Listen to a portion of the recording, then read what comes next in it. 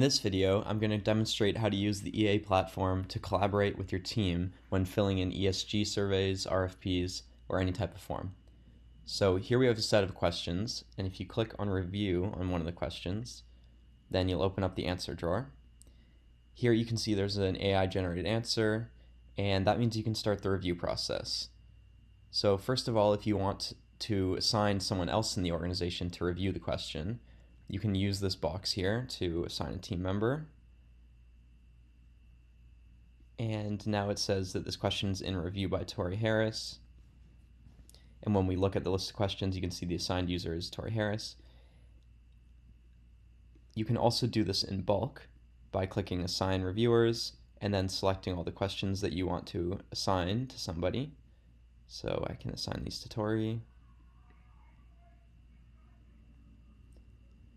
And now once a few questions have been assigned to a user, you can also filter the list of questions by whoever you want to see.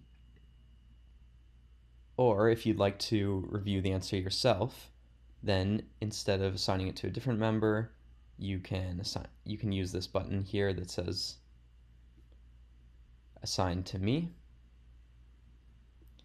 And now I'm listed as the reviewer.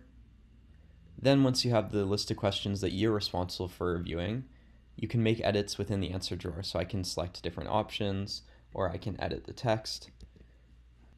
And if I want other members of the team to see the changes that I made, then I can turn on track changes.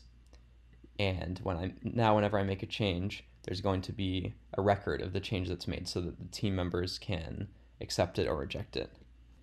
Once you're happy with the answer, you can set the status to approved using this box here, or you can click approve and next. This will change the color of the question to green, and that indicates to the rest of the team that you've completed your review and the answer is ready for submission.